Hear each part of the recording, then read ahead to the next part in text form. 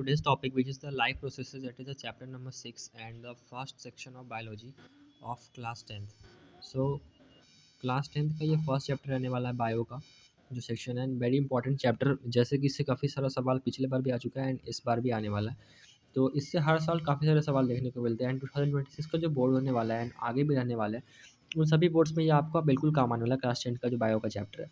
तो इस सवाल से आप कम से कम तो 5 to 7 मार्क्स आप एक्सपेक्ट कर सकते हो एंड मोर देन 5 to 7 भी एक्सपेक्ट जो है वो कर सकते हैं।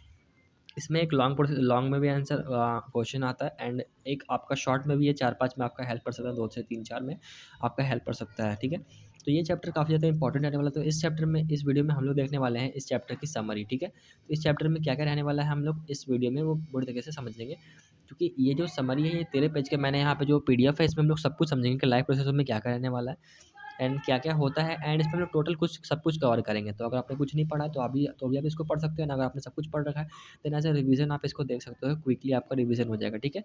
तो मैं कोशिश करूँगा कि एज़ सून एज़ मैं इसको जल्दी से खत्म कर सकूँ, ठीक है। कि यार लाइफ प्रोसेस जो है वो यहाँ पे देखते हैं सबसे पहले। तो all living things perform certain life processes like growth, excretion, respiration, circulation etcetera. तो जो भी लिविंग थिंग्स होती है वो कुछ लाइफ प्रोसेस परफॉर्म करती है। जैसे कि अगर कोई लिविंग थिंग है तो वो ग्रो करेगा, एक्सक्रीट करेगा, रेस्पायर करेगा and circulation.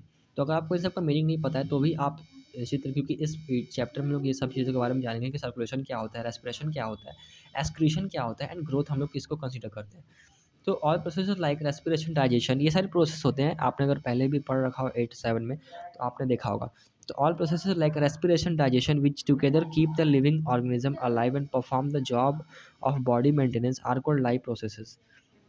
So life process क्या होता है, जब ऑल लिविंग थिंग्स है वो कुछ सर्टेन लाइफ प्रोसेसेस परफॉर्म करती है, जैसे कि growth, excretion, respiration, air circulation, इन सारी चीज़ों के लिए, ठीक है।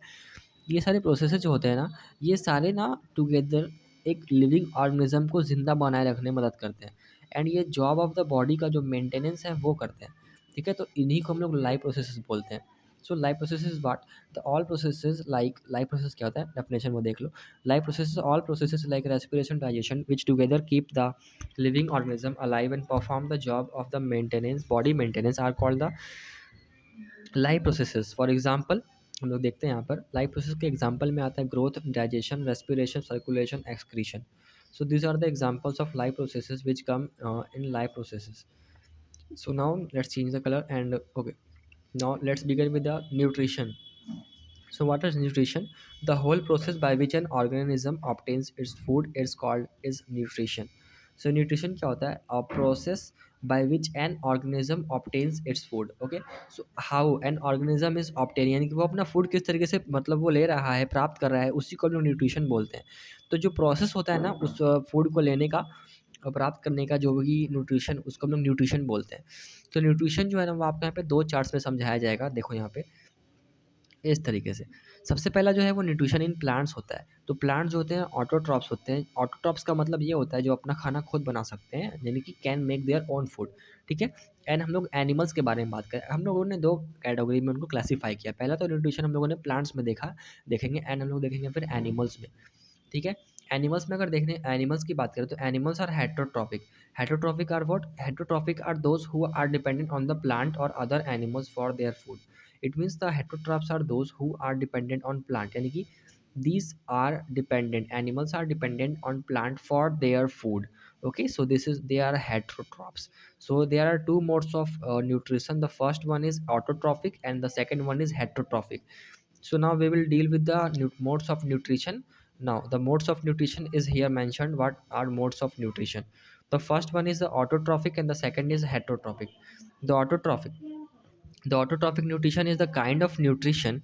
Now let's zoom into this and let's get into the particular points. Okay, okay. Now here is the autotrophic. Autotrophic are that kind of nutrition in which inorganic matter like CO2, water, etc. are utilized to prepare the organic food by the process of photosynthesis. Okay, तो ये जो autotrophic होता है ना, ये kind of nutrition होता है जिसमें ऑर्गेनिक मटेरियल्स, ऑर्गेनिक मतलब जो नेचुरली अकरिंग हो, जैसे कि CO2, वाटर, इन सभी चीज़ों का इस्तेमाल होता है फूड को प्रिपेयर करने में। And the organic food by the process of the photosynthesis, and जो फूड बनता है ना ऑटोट्रॉफिक न्यूट्रिशन में, वो जो होता है वो फोटोसिंथेसिस प्रोसेस के साथ में बनता है।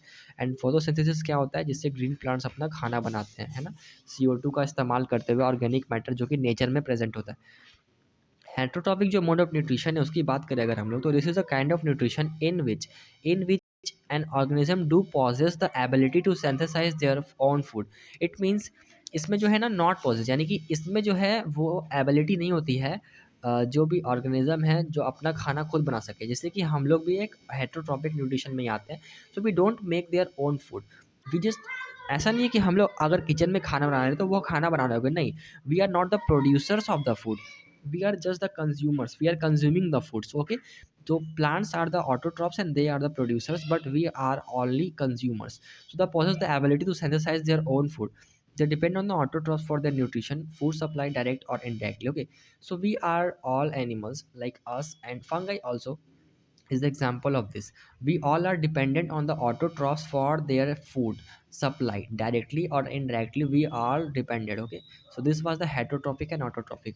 In simple words हम लोग ये समझ सकते हैं कि autotrophs में जो होता है उसमें जो है वो लोग अपना खाना खुद बना सकते हैं, they are self dependent, and in heterotrophs we are dependent on the autotrophs, okay? We are dependent on the plants for the food directly or indirectly. Now let's get into more on this topic. This is the autotrophic nutrition, जो कि अभी देखते हैं autotrophic nutrition क्या होता है. So autotrophic nutrition, the organism which carries out autotrophic nutrition are called autotrophs. तो organism यानी कि जो भी ऑर्गेनिज्म जो इस मोड ऑफ न्यूट्रिशन में आते हैं, which carry out the autotrophic nutrition are called the autotrophs. यानी कि जो भी अपना खाना खुद बनाएंगे उनको हम लोग ऑटोट्रॉफ्स बोलते हैं. Like green plants are the only autotrophs. So autotrophs use the simple organic matter to convert it into the complex high energy molecules like carbohydrates. Okay.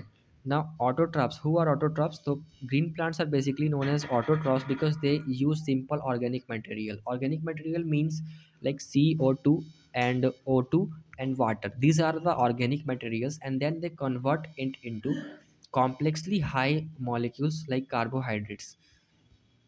So these are the basic of the autotrophic nutrition.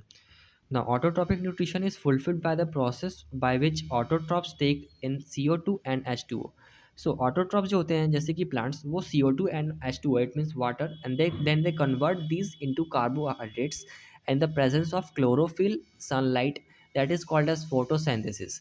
So if you are curious about photosynthesis, then आप ये समझ सकते हो कि autotrophic nutrition जो है उसमें जो CO2 H2O को अगर हम लोग साथ में कंबाइन करते हैं in the presence of sunlight and chlorophyll, तो वो कार्बोहाइड्रेट्स में कन्वर्ट होता है. इसी प्रोसेस को हम लोग जो है फोटोसिंथेसिस बोलते हैं, जिसकी इक्वेशन जो है वो यहाँ पे लिखी हुई है. ये इक्वेशन आप ध्यान रखो क्योंकि ये आती है, मतलब आप इसको आंसर राइटिंग में इस्तेमाल कर सकते हो, ठीक है, बोर्ड्स में. देन यहाँ पे देखो क्या है equation, 6CO2 plus 12H2O in the presence of sunlight and the chlorophyll, they form C6H12O6. This C6H12O6 ये जो है ना, ये और कुछ नहीं है, ये हमारा ग्लूकोज का फॉर्मूला है. सो अगर ग्लूकोज हम लोग अगर केमिस्ट्री में लिखेंगे ना तो उसको हम लोग यही लिखते हैं C6H12O6. तो ये क्या है, ये ग्लूकोज है, ये प्लांट ने बनाया in the presence of sunlight chlorophyll, यही एक्चुअल में फूड होता है. एंड देन वो ऑक्सीजन रिलीज करता है एंड वाटर साथ ही में, ठीक है. Now raw material for the photosynthesis क्या रहने वाला है, रॉ मटेरियल क्या होता है फोटोसिंथेसिस का, सबसे पहले सनलाइट चाहिए हम लोगों को फोटोसिंथेसिस के लिए, जो ज़रूरत है वो सारी मटेरियल्स का यहाँ पे बात की जा रही है, ठीक है. तो सनलाइट चाहिए, क्लोरोफिल चाहिए, क्लोरोफिल जो होता है वो सनलाइट को एब्जॉर्ब करता है ना. एंड CO2 जो है, CO2 चाहिए जो स्टोमाटा के थ्रू एंटर करता है, और oxygen is release by as a byproduct, ठीक है. जब खाना बन जाता है, जब फूड प्रोडक्शन हो जाता है, देन O2 जो है वो एज अ बाई प्रोडक्ट जो प्लांट है वो रिलीज करता है स्टोमाटा के थ्रू, ठीक है, जो कि उनके लिव में प्रेजेंट होती है. एंड वाटर, तो इसमें जो बेसिकली हम लोग को चाहिए ना, बेसिकली हम लोग को तीन चाहिए होता है raw materials for photosynthesis, sunlight, CO2, water, and the chlorophyll तो चाहिए ही, क्योंकि उसके बिना नहीं बन सकता, फोटोसिंथेसिस हो ही नहीं सकती बिना क्लोरोफिल के, है ना. Water plus dissolve minerals like nitrogen, phosphorus etcetera taken up by the roots from the soil, ठीक है. वाटर के साथ में ना मिनरल्स भी लगते हैं, एंड मिनरल्स जो है वो सब कुछ जो है रूट से आ जाता है सॉइल के थ्रू, ठीक है, क्योंकि सॉइल में काफ़ी सारे मिनरल्स प्रेजेंट होते हैं ऑलरेडी, एंड नाइट्रोजन फॉस्फोरस जो प्लांट की ऐसी रिक्वायरमेंट होती है वो वहाँ से लेता है. अब साइट ऑफ फोटोसिंथेसिस, यानी कि फोटोसिंथेसिस आखिर परफॉर्म कहाँ पे होता है, so it is performed in the chloroplast in the leaf, okay. So chloroplast में जो ये परफॉर्म होता है, एंड क्लोरोप्लास्ट के अंदर ही क्लोरोफिल भी होता है, जो कि ग्रीन पिगमेंट होता है एक प्लांट के अंदर, जो कि उसको ग्रीन दिखाने का करता है। Okay, main events of the photosynthesis, यानी कि फोटोसिंथेसिस में जो मेन इवेंट्स है वो क्या क्या रहने वाला है वो यहाँ पे देखते हैं। सो इसमें जो है एब्जॉर्प्शन ऑफ सनलाइट, यानी कि फर्स्ट जो है वो एब्जॉर्प्शन होगा, देन आपका conversion of light into chemical energy, plus splitting यानी कि breaking of the water into hydrogen and oxygen, and the reduction of CO2 to the carbohydrates, जहाँ पे ये रहने वाला है मेन इवेंट्स में। तो देखते हैं। तो एब्जॉर्प्शन ऑफ लाइट, यानी कि लाइट का एब्जॉर्प्शन किसके थ्रू, क्लोरोफिल के through, then conversion of light energy into chemical energy, यानी कि जो लाइट एनर्जी है उसको केमिकल एनर्जी में बदला जाएगा यहाँ पे एब्जॉर्प्शन के बाद में। देन स्प्लिटिंग, यानी कि ब्रेकिंग ऑफ वाटर, यानी कि वाटर को हाइड्रोजन एंड ऑक्सीजन में बदला जाएगा जिससे कि उसका इस्तेमाल किया जा सके। देन उसके बाद रिडक्शन ऑफ CO2, यानी कि CO2 का रिडक्शन होगा, यानी कि इसमें H आके लग जाएगा, ठीक है, एंड यहाँ से O जो है वो रिलीज हो जाएगा, ठीक। एंड स्टोमाटा जो है वो यहाँ पे टेनी पोर्स होते हैं जो प्रेजेंट होते हैं सरफेस ऑफ लीव्स पे, यानी कि लीव के ऊपर जो स्टोमाटा है वो प्रेजेंट होता है टेनी पोर्स की तरह। इन्हीं के थ्रू जो होता है एक्सचेंज ऑफ गैसेस होता है स्टोमाटा के थ्रू। OT या CO2 अगर प्लांट के अंदर आना होगा या फिर जाना होगा तो वही स्टोमाटल ओपनिंग के थ्रू वो जाएंगे। कुछ इस तरीके का दिखता है स्टोमाटा, हम लोग यहाँ पे ड्रॉ करते हैं एक बार के लिए। ये इस तरीके का दो इस तरीके होता है, एंड ये जो आप देख रहे हो ये स्टोमाटा का एक्सचेंज ऑफ गैसेज यहीं से होता है, ठीक है। आप इसको इसका डायग्राम में दिखाने का मैं दिखाता हूँ, ठीक है। Loss of large amount of water, यानी कि वाटर वेपर ड्यूरिंग ट्रांसपरेशन, यहीं से जो है वाटर का लॉस भी होता है ड्यूरिंग ट्रांसपरेशन, है ना, वाटर वेपर जो है वो भी यहीं से लॉस होता है। एंड यहाँ पे देख लो एक्चुअली में जो फिगर है वो यहाँ पे दिया हुआ है, ये जो चीज़ है वो स्टोमाटा है, ठीक है। एंड यहाँ पे जो है वो क्लोरोप्लास्ट प्रेजेंट है इस जगह पे, जो आपको ये डॉट डॉट दिख रहा है ये सारे क्लोरोप्लास्ट, ठीक है, ये वाला यहाँ पे है ना, इस सारी जगह पे ये सारा क्लोरोप्लास्ट, ठीक है। एंड ये जो स्टोमाटल ओपनिंग है, ये जो स्टोमाटा का जो है ये पोर्स है, ठीक है, ये स्टोमाटा के पोर्स हैं जहाँ से जो है वो एक्सचेंज ऑफ गैसेस जो है वो कैरी आउट होता है ये, ठीक है ना। अब हम लोग नीचे देखते हैं, ये है क्लोरोप्लास्ट, ये जो चीज़ है ना ये क्लोरोप्लास्ट है, ये वाली चीज़, ठीक है, ये वाली चीज़ ये क्लोरोप्लास्ट है, ठीक है, जहाँ पे एक्चुअली में जो फोटोसिंथेसिस है वो परफॉर्म की जाती है। नाउ हेटरोट्रॉफिक न्यूट्रिशन में हमारे पास में 3 आते हैं। ऑटोट्रॉफिक हम लोगों ने खत्म कर लिया है, एंड हमारे पास हेटरोट्रॉफिक न्यूट्रिशन में 3 टाइप ऑफ न्यूट्रिशन आते हैं। पहला तो है holozoic and saprophytic and parasitic. तीनों को ही डील करते हैं आसान तरीके से एंड समझते हैं इन दोनों को। सबसे पहले तो हेटरोट्रॉफिक की बात कर लें तो इसमें जो है वो होलोजोइक और सैप्रोफाइटिक एंड पैरासिटिक आता है। तो होलोजोइक जो होता है वो animals take in solid food and break down inside the body. Okay, holozoic में जो होता है ना वो एनिमल जो है वो सॉलिड फूड को लेते हैं and अपने अंदर उसका ब्रेक डाउन करते हैं, उस खाने को जो है वो पचाते हैं। जैसे कि एनिमल्स, एमीबा एंड ह्यूमंस भी जो है वो होलोज़ोइक न्यूट्रिशन में ही आते हैं, क्योंकि हम लोग भी सॉलिड फूड ही लेते हैं एंड देन उसका ब्रेक डाउन करते हैं अपने बॉडी के अंदर।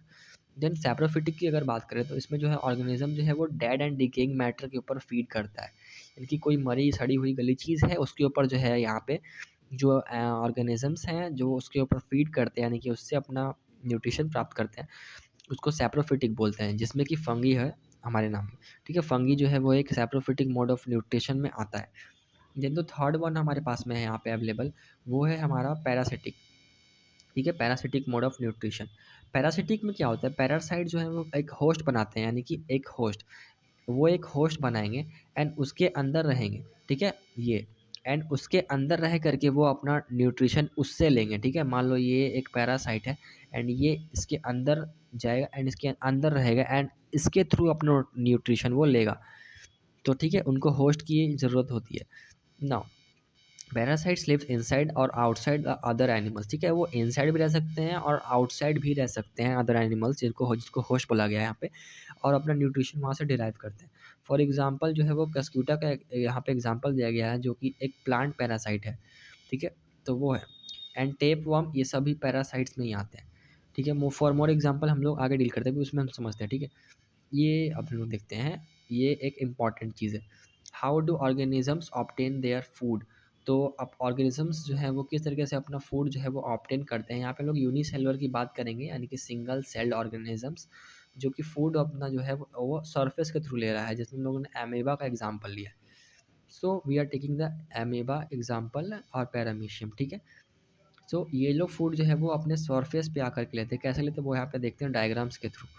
Okay, so let's begin with this. So this is the nutrition in ameo. This is the very most important in this chapter. So here is the structure of amoeba and here is the nucleus. ये जो दिख रहा है आपको black black part, ये nucleus ये nucleus है। And जो फूड पार्टिकल है ये फूड पार्टिकल है, ठीक है, ये फूड पार्टिकल है। एंड इस यहाँ ना एमीबा जो है वो अपना शेप बदल रहा है, एंड इस शेप बदलने को ये फॉल्स फीट है। देखिए इसका फॉल्स फीट यहाँ पे देखो, यहाँ पे तो नहीं था पर ये चीज़ यहाँ पे आ गई है। एंड इसी को हम लोग सीडोपोडिया बोलते हैं, जिसको हम लोग फॉल्स फीट के नाम से जानते हैं। यानी सीडो का मतलब होता है फॉल्स एंड पोडिया का मतलब होता है feet. So pseudo means false and podia means feet, so false feet. Now again in the third one, third में हम लोग देख सकते हैं थर्ड स्टेज में यहाँ पे जो है वो फूड वैक्यूल के अंदर जा चुका है। यानी कि वो फूड जो है, अमीबा पहले ऐसे था, ठीक है, अमीबा पहले यहाँ था और यहाँ पे फूड पार्टिकल था। एंड अमीबा जो है वो धीरे धीरे धीरे धीरे अपने ऐसे इसको बाउंड्रीज को बढ़ाते आ रहा है। एंड मान लो यहाँ पे देखो, इसको इरेज करते हैं, ठीक है। एंड यहाँ से वो ऐसे करके उसको ना अपने अंदर ले लिया। यहाँ पे इस जगह पे देख सकते हो डायग्राम में, ठीक है। ये जो डायग्राम है यहाँ पे दिख रहा है आपको, यहाँ पे देखो इस जगह पे ये जो फूड वैक्यूल है यहाँ पे ये बन चुका है, ठीक है। इस जगह पे यहाँ फूड जो है अंदर आ चुका है। नाउ अब ये फूड जो है वो डाइजेस्ट हो गया एंड अमीबा ने अपना न्यूट्रिशन जो है वो यहाँ पे कर लिया। तो इस डायग्राम को प्लीज़ आप बहुत इंपॉर्टेंट देना, क्योंकि ये डायग्राम ना आपको याद होना चाहिए, आपको बनाना भी आना चाहिए। प्लीज़ इसको कॉपी में एक बार से जरूर से बना लो, ठीक है, 1 से 2 बार। ना अमीबा जो है वो सीडोपोडिया का इस्तेमाल करता है, इसको एक्सटेंशन होता है सेल मेम्ब्रेन का अपने फूड को कैप्चर करने के लिए। देन वो फूड को अंदर लेता है वैक्यूल में, जो कि यहाँ पे उसने ले लिया। एंड देन उसको डाइजेस्ट करता है एंड और डिफ्यूज़ करता है, यानी कि जो है ना of simple substances in cytoplasm, ठीक है। एंड जो अनडाइजेस्टेड फूड रहता है ना वो उसको सरफेस पे छोड़ करके आगे बढ़ जाता है। तो ये था न्यूट्रिशन इन अमीबा। आगे बढ़ते हैं ना, पैरामीशियम का भी देख ले। तो पैरामीशियम जो है वो सीलिया, यानी कि सीलिया जो होता है ना उसके बॉडी के ऊपर प्रेजेंट होता है। इस तरीके का सीलिया समझ लो, है ना, इस तरीके का होता है प्रोजेक्शन जो उसके बॉडी के ऊपर प्रेजेंट होता है। एंड वो जो अपना फूड है वो इसी के थ्रू लेता है एट अ स्पेसिफिक स्पॉट, है ना। नाउ अब हम लोग होलोजोइक की बात कर लेते हैं, ठीक है। होलोजोइक मोड ऑफ न्यूट्रिशन में जो स्टेप्स होते हैं, तो होलोजोइक में क्या क्या होता है, एजिशन, डाइजेशन, एब्जॉर्प्शन, एसिमिलेशन, इजिशन। तो ये जो होलोजोइक मोड ऑफ न्यूट्रिशन है ये काफ़ी इंपॉर्टेंट इसीलिए है क्योंकि ये ह्यूमंस के अंदर भी यही होता है, ठीक है। ऊपर हम लोगों ने बात की थी एंड अब लोग यहाँ पे नीचे बात करते हैं होलोजोइक की। तो सैप्रोफिटिक की बात हो गई एंड अब होलोजोइक की बात करते हैं। तो यहाँ पे जो है इंजेशन, यहाँ पे प्रोसेस जो है स्टेप्स में बटा हुआ है। जो न्यूट्रिशन है होलोजोइक का वो स्टेप्स में बटा हुआ है। सबसे पहला जो है वो इंजेशन है, देन डाइजेशन है, देन एब्जॉर्प्शन है, देन एसिमिलेशन है एंड देन इजिशन है। इंजेशन का मतलब क्या होता है, फूड को अंदर लेना, ठीक है। फूड आपके आपने फूड यानी कि माउथ से, मान लो हम लोग अपनी एग्जांपल लें तो फूड हम लोग माउथ के अंदर लाए, देन वो आपका इंजेक्शन हो गया। एंड देन आपका माउथ से ही डाइजेशन शुरू हो जाता है पेट तक। देन आपको डाइजेस्ट होता है फूड, देन वो एब्जॉर्ब होता है बॉडी के अंदर, देन वो एसिमिलेट होता है, देन उसको एक्सक्रीट आउट करते हैं हम लोग, उसको बोलते हैं एजिशन ना। न्यूट्रिशन इन ह्यूमन बींग्स हम लोग अभी पढ़ते हैं। अब ह्यूमन बींग्स के अंदर जो न्यूट्रिशन है वो किस तरीके से काम करता है वो देखते हैं।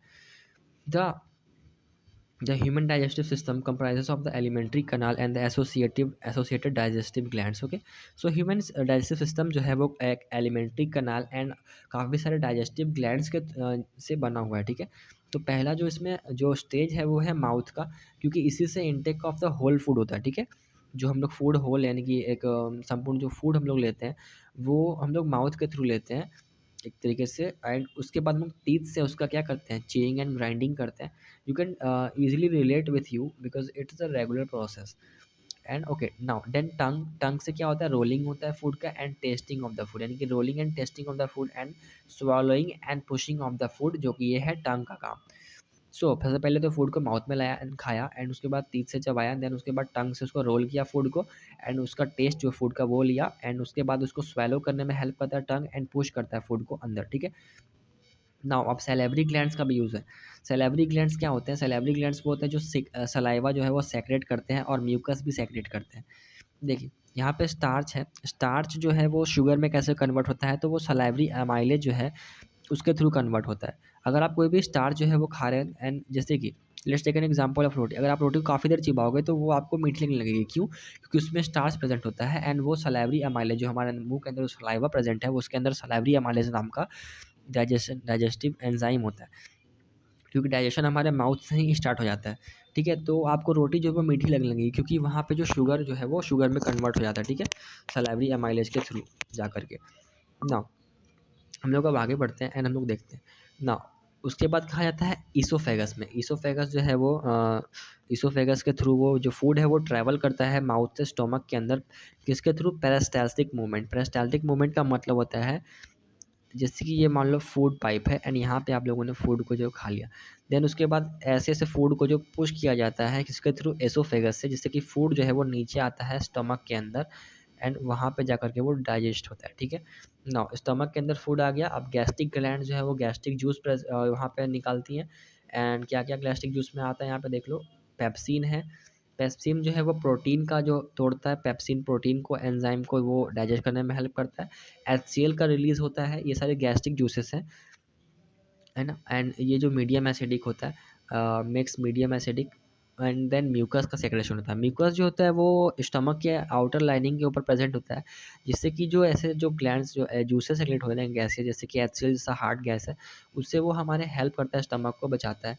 तो जो म्यूकस स्टमक की एक प्रोडक्शन की तरह काम करता है, लाइनिंग की तरह काम करता है। ठीक है, नाउ नाउ अगेन स्टमक के बाद कहाँ जाएगा फूड, देन वो जाएगा स्मॉल इंटेस्टाइन में। वहाँ पे क्या होगा, उसके इंटेस्टाइनल एंजाइम्स है वो वहाँ पे काम करेंगे अब उसके ऊपर। ठीक है, तो क्या करेंगे वो, कार्बोहाइड्रेट जो है वो ग्लूकोज बना देगा, ग्लूकोज में बदल जाएगा। देन फैट्स जो है वो fatty acids like and glycerol में कन्वर्ट हो जाएंगे।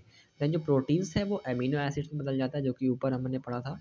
यहाँ पर पेप्सिन जो है वो उनको ब्रेक डाउन कर देता है प्रोटीन्स को अमीनो एसिड्स में। नाउ अब स्मॉल इंटेस्टाइन में क्या होता है, विलाई प्रेजेंट होते हैं। Villi are the projection, finger like projection होता है विलाई, नाउ दिस लाइक, इस तरीके से। सो स्मॉल इंटेस्टाइन में ना विलाई का प्रोजेक्शन होता है फिंगर लाइक, वो क्या करते हैं, वो हेल्प करते हैं एब्जॉर्प्शन ऑफ फूड में, यानी कि फूड के एब्जॉर्प्शन में विलाई जो है वो हेल्प करता है, ताकि फूड जो है वो एब्जॉर्ब हो पाए। नाउ स्मॉल इंटेस्टाइन जो है ना वो सेक्रेशन रिसीव करता है, कहाँ कहाँ से, वो बात करते हैं हम लोग अब। तो वो लीवर से, जो कि पाइल जूस होता है, लीवर से ना पाइल जूस होता है, एंड पाइल जूस से क्या होता है, जो लार्ज फैट ग्लोब्यूल्स हैं, यानी जो हम लोगों ने फैट खाया है, उसको इमल्सिफिकेशन होता है। इमल्सिफिकेशन मतलब उसको जैसे बड़े बड़े जो जो फ्लैट ग्लोब्यूल्स हैं, उनको छोटे छोटे फैट ग्लोब्यूल्स में जो है वो तोड़ा जाता है। इस तरीके से देखो, इससे छोटे छोटे में ये हो गया। तो इसी प्रोसेस को हम लोग बोलते हैं क्या, इमल्सिफिकेशन ऑफ फैट। अगर कोई पूछे कि emulsification of fat, what is emulsification of fat, so the simple definition is the breakdown of the large flat globules into smaller flat globules, sorry, not flat, that is a flat, this is fat. So the breakdown of the large fat globules into small fat globules, that is known as emulsification. Now again liver के बाद आता है pancreas, very important. Pancreas secrete the pancreatic juice. What are the pancreatic juice in the, that is the trypsin and lipase. So trypsin has to digest the proteins and they convert the proteins into peptones, okay, and the lipase converts the fat into the glycerol. Okay, so this is the function of pancreas. So what we have studied in this, let's revise in the small intestine. Okay, small intestine में ना काफ़ी ज़्यादा काम होता है।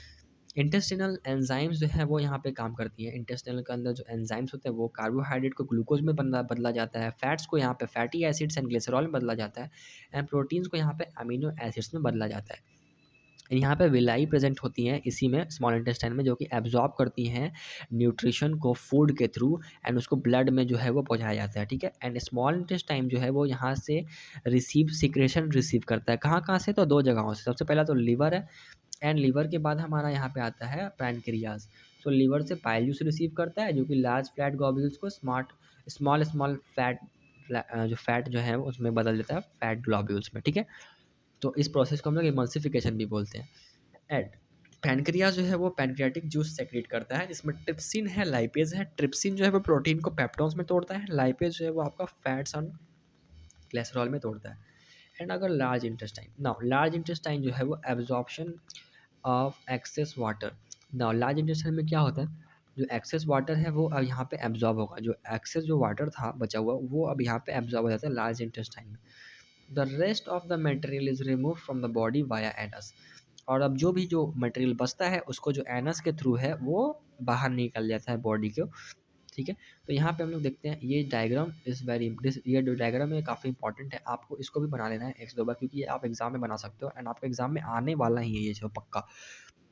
ये देखो जो यहाँ पे ह्यूमन बॉडी का जो ह्यूमन डाइजेशन पढ़ा था वो यहाँ से स्टार्ट होता है, ओरल कैविटी है ये, इसके अंदर ही टंग है, सैलिवरी ग्लैंड है, फेरनेक्स है, लैरिंक्स है, और माउथ भी यही है, ओरल कैविटी को ही बोलते हैं। एंड ये आपका ईसोफेगस है, तो फूड यहाँ से ट्रैवल करेगा, यहाँ से नीचे आते आते यहाँ है, इस जगह से नीचे आएगा, किससे, पेरिस्टाल्टिक मूवमेंट के थ्रू नीचे आएगा। ठीक है, पेरिस्टाल्टिक मूवमेंट के थ्रू नीचे आएगा, एंड देन वो कहाँ जाएगा, देन वो जाएगा स्टमक में। Okay let's okay now here वो स्टमक में आया, यहाँ पे स्टमक में रहा वो फूड। नाउ स्टमक में रहने के बाद कहाँ जाएगा, तो सबसे पहले जाएगा स्मॉल इंटेस्टाइन में। स्मॉल इंटेस्टाइन में उसका जो है जो जूसेस है वो सेक्रेट होंगे। देन यहाँ पे उसका एब्जॉर्प्शन भी होगा विलाई के थ्रू। देन वो लार्ज इंटेस्टाइन में जाएगा, जहाँ पे एक्सेस वाटर जो है वो यहाँ पे एब्जॉर्ब हो जाएगा। देन उसके बाद क्या हो जाएगा, उसका एजिशन हो जाएगा, जो भी यहाँ पे वेस्ट मटेरियल बचेगा वो बाहर आ जाएगा, ठीक है। तो वेस्ट मटेरियल जो भी होगा वो यहाँ पे बाहर आ जाएगा, ठीक है। तो इतना समझ में आया। तो ये यहाँ पे था। अभी ना यहाँ पे हम लोग कुछ इसका डायग्राम देख लेते हैं। देखो ये लीवर है एंड ये अपना स्टमक है एंड ये अपना कॉलन है, कॉलन, ठीक है। एंड ये पैनक्रियाज यहाँ पे प्रेजेंट है जैसे स्टमक के नीचे। एंड ये डियोडिनम है, जेजुनम है। ये सारे जो है ना इलियम, ये सारे जो है वो एक तरीके से पार्ट्स ऑफ है स्मॉल इंटेस्टाइन को जो है वो डिवाइड किया जाता है, ठीक है। डियोडिनम, जियोजिनम एंड इलियम। यहाँ पे अपेंडिक्स प्रेजेंट होता है, देन यहाँ पे रिक्टम है, देन यहाँ पे एनस प्रेजेंट है। सो नाउ अब नीचे चलते हैं एंड देखते हैं रेस्पिरेशन के ऊपर। रेस्पिरेशन, तो हम लोग इसको नेक्स्ट क्लास में डील करेंगे ताकि नेक्स्ट पार्ट में ज़्यादा वीडियो लंबी ना हो, ठीक है। तो इस वीडियो को यहीं पे खत्म करते हैं। अगर आपको समझ में आया तो प्लीज़ कमेंट में कमेंट करें and if you have any doubt related to this chapter and other chapters please do comment in the comment.